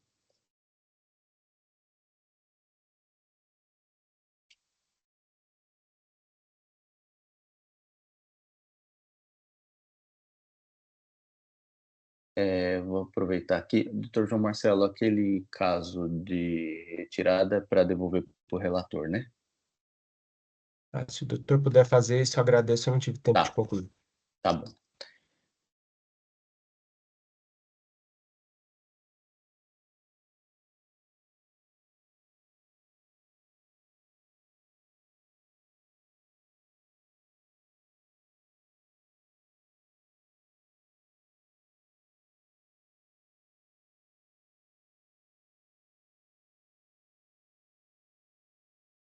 Pronto, só vou salvar. Eu vou lembrar, até quando eu fiz eu também, não há questão antecedentes. Vamos lá, converter, retorno do processo para complementação de julgado na anulação da decisão anterior. Fase de decisão.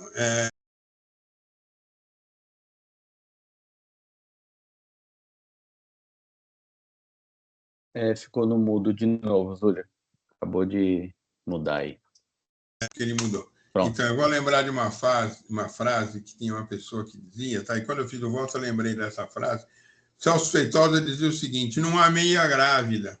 Se não há meia grávida, não há meia anulação. Na verdade, eu não estava anulando, mas devolvendo.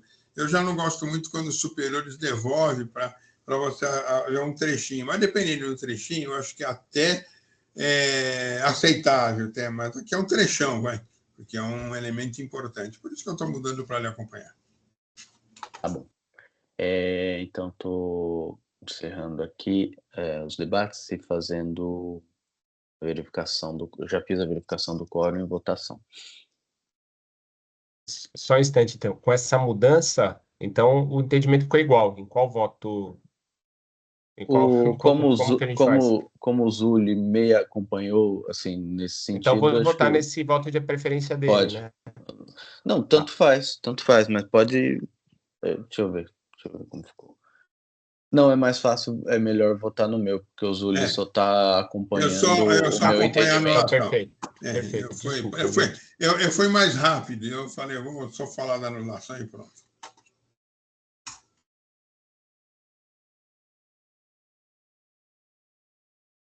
Perfeito.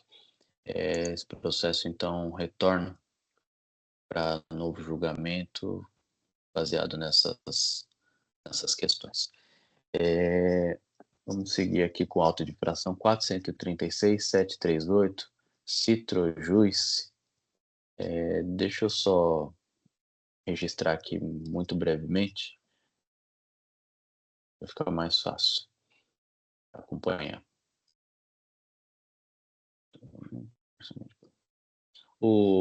São inúmeras acusações, mas pretendo ser breve, porque a defesa é um pouco genérica em alguns pontos, tá? Tem uma questão preliminar da ausência de referendo da Comissão do Controle de Qualidade. Estou afastando, tá? Com base no que já tem decidido essa Câmara, esse Tribunal Administrativo, no sentido de que esse dispositivo, né, da portaria CAT, ele é interna corporis do órgão fiscalizatório, não sendo obrigatório constar do auto de infração. Ainda em preliminar, defende que a autoridade utilizou-se de uma fragilidade constante pontualmente da FD para culminar basicamente todas as operações da empresa, ignorando diversas obrigações acessórias, evidenciando uma falta de aprofundamento. Digo que é um argumento profundamente genérico, ele não diz onde haveria nulidade explicitamente aqui, tá? E digo que a autoridade fiscal identificou nada mais, nada menos que 16 infrações todas demoradamente descritas no relato infracional, evidenciando-se uma suficiência acusatória. E eu passo pelos itens. O item 1 é falta de pagamento relativo a operações tributadas, cujo montante do ICMS não foi declarado em dia. A recorrente apenas argumenta que tinha saldo credor no período, tá? Então, digo sem razão, a suposta existência de saldo credor no período não é impediente para a identificação do cometimento infracional e consequente lavratura do auto de infração. Na verdade, ela até admitindo a infração fiscal porque ela não contesta. O item 2, também falta de pagamento por ter deixado de escriturar as notas fiscais eletrônicas de sua emissão. Diz a recorrente que há uma grave divergência entre os dispositivos mencionados, supostamente desobedecidos, e a descrição dos fatos. Digo sem razão. Né? Nesse sentido, é correto a autoridade fiscal frisar que as infringências capituladas na infração não são deficientes nem divergentes, como alega a defendente. Não tendo sido escrituradas tais notas fiscais, infringiu o artigo 215, que é da falta de escrituração do livro regime de saída, o artigo 250-A2, que é deixar de apresentar FD, portanto não houve escrituração dos documentos, o artigo 58, que é a obrigação do lançamento feito pelo próprio contribuinte dos livros fiscais, e o artigo 87.1, obrigação de escriturar os livros fiscais. Ora, a recorrente não nega o cometimento infracional, evidenciando que o relato infracional, a infringência e a penalidade estão em conformidade com a omissão penalizável de não escriturar notas fiscais relativas à operação tributáveis. Ademais, repita-se, a suposta existência de saldo credor não é impediente para identificação do cometimento infracional. O item 3, falta de pagamento por ter escriturado notas fiscais de sua emissão referentes a operações tributadas com erro na determinação da base de cálculo. Alega a recorrente, equívocos da fiscalização, deficiência na capitulação, existem alguns equívocos no preenchimento, a recorrente já foi duramente penalizada, deveria ter considerado as informações constantes do livro saída, não houve ausência de recolhimento, porque possuía saldo credor, enfim, são argumentos que não atacam a questão a fundo, tá? A recorrente, ela tergiversa do cerne acusatório, afirmando algo que não é dotado de sentido. Conforme afirma o FRE, o livro fiscal foi considerado, isso que os valores do ICMS nele lançados foram excluídos dos destacados dos documentos fiscais. A recorrente simplesmente não explica a razão de escriturar notas fiscais em valores menores do que o destacado no documento fiscal. O item 4, creditamento indevido relativo às notas fiscais de aquisição de mercadorias para uso e consumo. Alega a recorrente de, dentre as notas mencionadas pela fiscalização, foi possível notar que muitas dessas fazem parte de um complexo processo produtivo da recorrente, qual ao menos deveria ter tido o direito de explicar quais são esses itens controvertidos ou controversos, bem como demonstrar que são de fato, que dão de fato direito ao crédito. Tal planilha amostral de folha 3820, defendendo que as notas fiscais são sim para consumo, traz essa planilha, né? E eu digo que a afirmação não encontra referência probante nos autos, frisando que alegar e não provar é o mesmo que nada alegar. A descrição singela de alguns itens pensados pela recorrente, sem laudo, sem fotografia, sem detalhamento do processo produtivo ou do desgaste sofrido, não tem qualquer qualidade probante que dê suporte às alegações. Então, aqui, muito mais do que a gente entrar naquela discussão de que é crédito para uso e consumo, é material, secundário, intermediário, essencial, não essencial, a gente nem chega nesse ponto aqui, porque o contribuinte, ele sequer diz o que é aquilo, para que aquilo serve, não faz nada nesse sentido, tá? De mais a mais correta representação fiscal, afirmar que as mercadorias relacionadas ao demonstrativo de florestal possuem clara natureza de uso e consumo. Alguns exemplos: material de escritório, manutenção, botina, calculadora, enfim, alguns elementos que não justificariam, mantido o item 4. O item 5 refere-se a acreditamento indevido relativo a uma nota fiscal, uma vez que referido documento foi escriturado em duplicidade. Defende a recorrente que, detectada a existência de um crédito, ainda que seja duplicidade, caberia à autoridade fiscal a diminuição do saldo credor, ou seja, de novo, a questão do saldo credor. Uma vez mais, a recorrente não nega o cometimento infracional, trata de infração objetiva comprovada através do livro fiscal, demonstrado que a recorrente de fato escriturou a mesma nota 2 vezes. Então, está mantido o item 5. Item 6, creditamento indevido em razão de ter sido destacado no CTRC o imposto maior do que o devido. Trata de prestação de serviço intermunicipal, às quais foi aplicada a alíquota de 18, sendo correta de 12.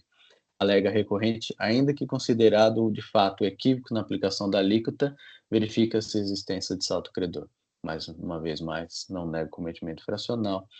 Então, mantido o item 6. O item 7, creditamento indevido, em montantes superiores ao limite autorizado de 1,48avos. Alega a recorrente que, ao contrário do que alega a autoridade fiscal, a grande maioria dos itens acima não faz parte do ativo imobilizado, seja por se tratar de produto utilizado na produção, seja pelas características da operação que não estão sujeitas a regras. Tem razão a recorrente, frisando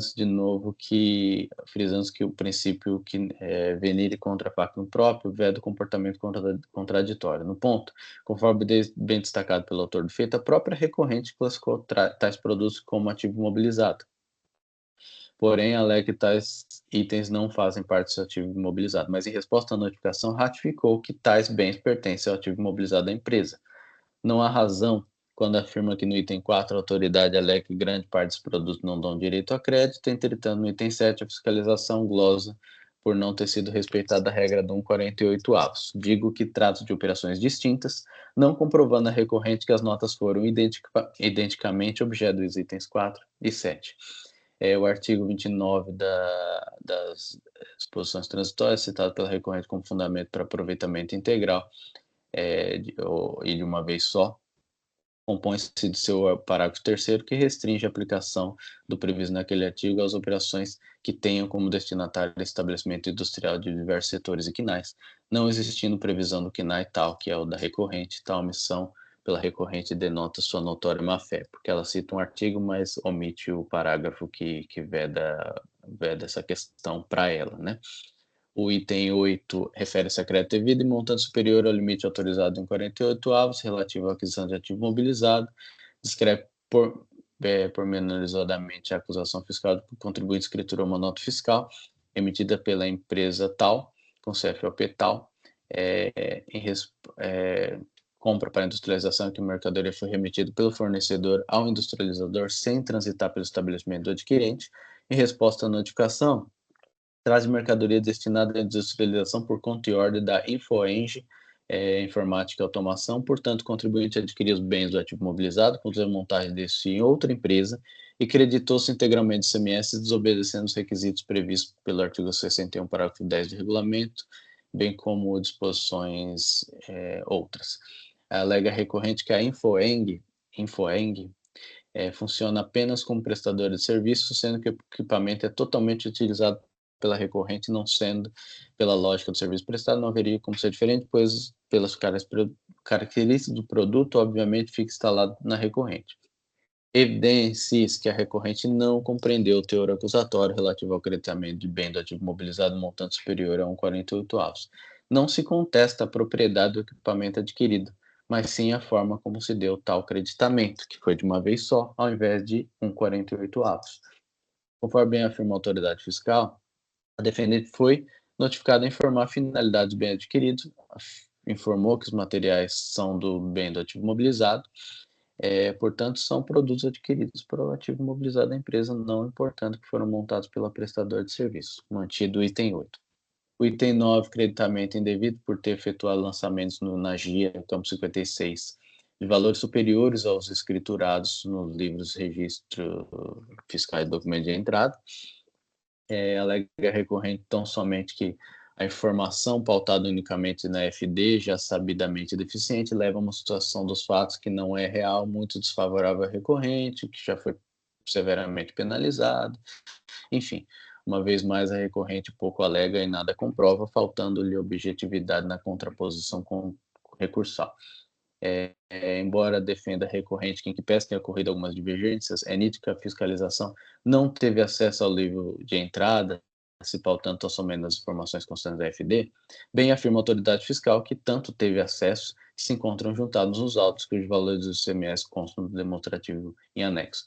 Em verdade, os argumentos da recorrente genérico não ocorrem-se qualquer base probante, não havendo falar em conversão de julgamento em diligência, notadamente uma tentativa de protelar ainda mais um encerramento contencioso administrativo.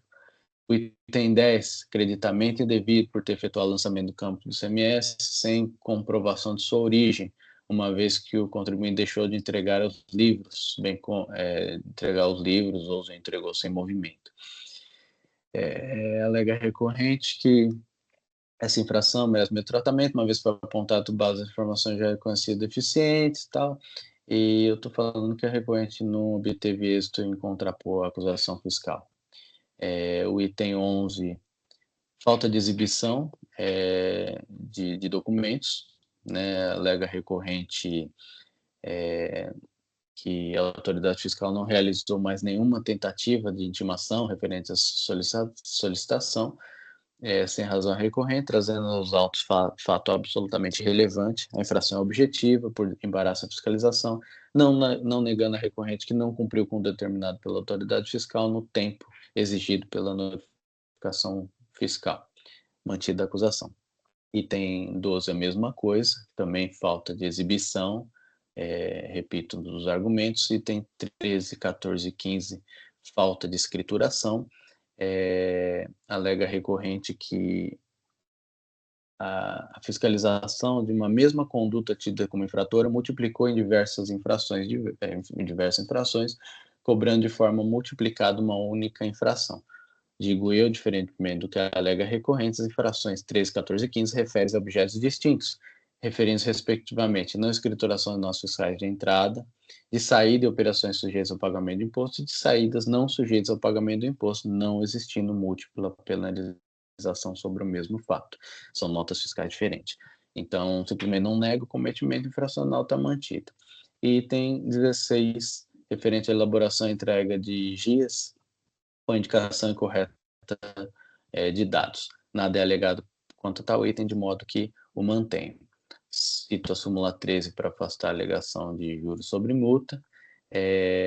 A pedido do 527A, digo que não é admitido na maioria dos itens, de 1 a 10, né, porque dizem respeito à falta de pagamento, crédito indevido. Quanto aos itens 11 e 12, tratando de fiscalização relativos a embaraço, é absolutamente inapropriada a condição de tal benesse. E quanto aos itens 13, 14, 15 e 16, eu opino por não aplicar, né? Registro aqui que os antecedentes fiscais mencionados pela representação fiscal, no mínimo desaconselha a redução da penalidade, frisando que há diversas infrações relativas também à falta de escrituração.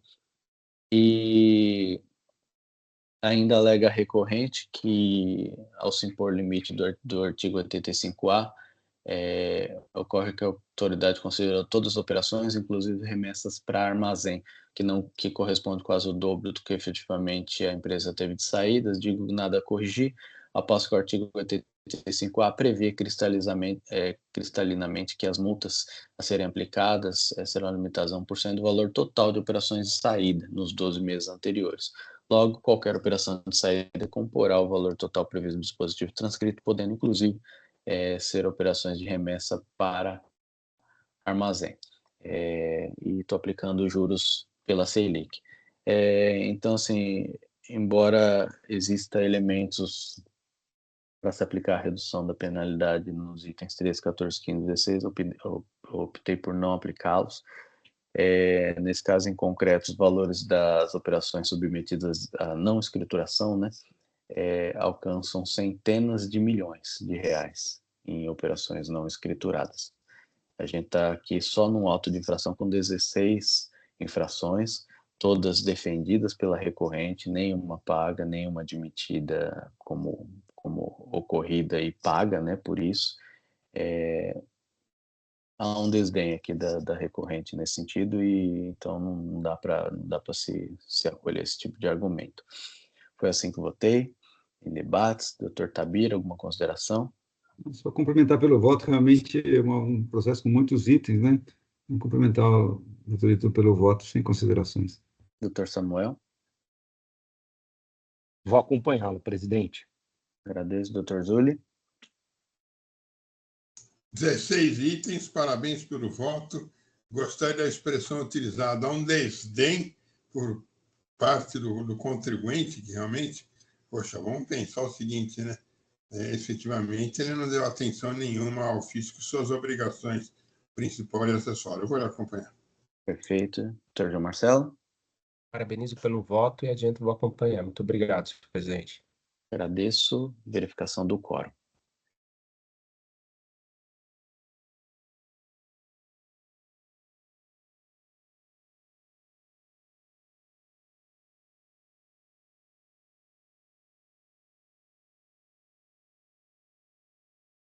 Todos confirmaram em votação.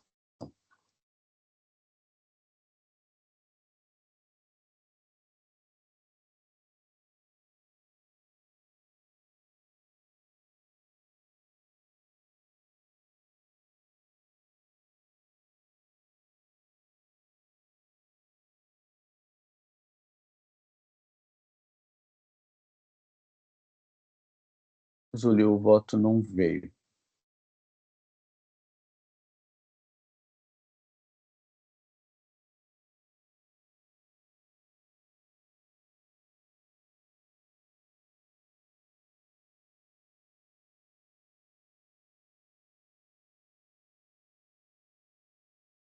Agora sim. Eu abri novamente e cliquei novamente. Agora parece Pronto. que veio o que eu vi escrito lá embaixo, Rafael. Foi. Então, prevaleceu o voto de relatoria, que conhece parcialmente prover só pela questão da Selic, tá? Encerra esse julgamento.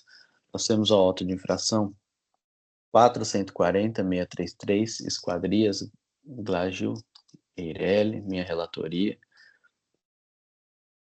Deixa eu só fazer brevemente o registro.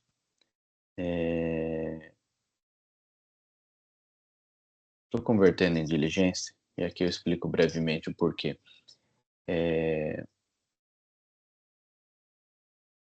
Conforme é fundamento até do auto de infração, que ele foi lavrado para prevenir decadência, com a exigibilidade suspensa por conta de liminar deferido no auto de infração tal da Fazenda Pública aqui de São Paulo. Passou-se mais de 3 anos da lavratura do auto de infração e não se tem informes acerca do encerramento da demanda judicial que, por seu objeto, poderá refletir diretamente nesse lançamento de ofício. Assim, necessária a conversão de julgamento de diligência para obter-se informação acerca da decisão judicial, da ação judicial que precedeu a lavratura do auto de infração. Mesmo entendimento foi exarado pela terceira Câmara Julgadora no auto de infração tal, lavrado contra o mesmo contribuinte, tá? Estou trazendo como referência. De estar por prudência e coerência, opino por converter o julgamento de diligência para PGE, para que, em inestimável colaboração, informe o andamento do mandato de segurança tal, informando seu atual andamento, seu resultado final, e opine sobre os efeitos jurídicos da decisão judicial terminativa em fase do auto de infração, cujos fatos geradores são de janeiro de 2017 a dezembro de 2020. Aqui, eu consegui identificar essa ação judicial, obviamente, eu tenho como consultar, sei que essa ação acabou, sei que ela foi favorável ao contribuinte, sei que ela pode refletir, mas o que não está nos autos não está no mundo, né? O contribuinte, por alguma razão, não trouxe isso e ninguém mais trouxe essa informação e eu preciso disso encartado de forma oficial para a gente dar continuidade, né? Então, eu estou convertendo julgamento de diligência para isso. Alguém tem alguma consideração nesse caso? Se não tiver, estou encerrando os debates, acho que é o necessário. Sem consideração, relevante. Sem consideração, eu só vejo que já foi uma vez para a diligência, né? A representação até se manifestou aqui as folhas 714, né? E não houve aqui uma resposta positiva. Né? Sim. Vamos eu nem lembro, diligência. confesso que eu nem lembro, Zuli, o teor da diligência, eu nem sei se foi nesse sentido. Foi. Porque foi para o autor do feito, para resolver algumas questões pontuais aqui, mas não foi nesse sentido da ação judicial, foi outra coisa. Então, para esse fim, a gente ainda não teve. Então, estou fazendo a confirmação de presença aqui.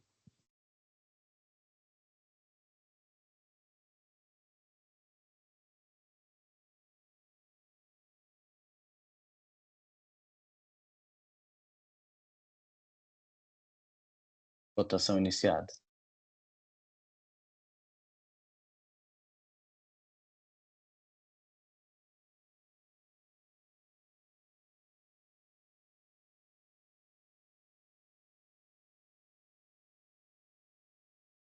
Encerra a votação, prevalecendo a decisão que converte o processo em diligência. Encerra esse julgamento. Todos os processos, então, encerrados, razão pela qual encerra a sessão de julgamento aqui no sistema, para que seja gerada a ata, e peço a gentileza ao Oswaldo para encerrar a gravação. Por favor, Oswaldo. Encerrado, presidente.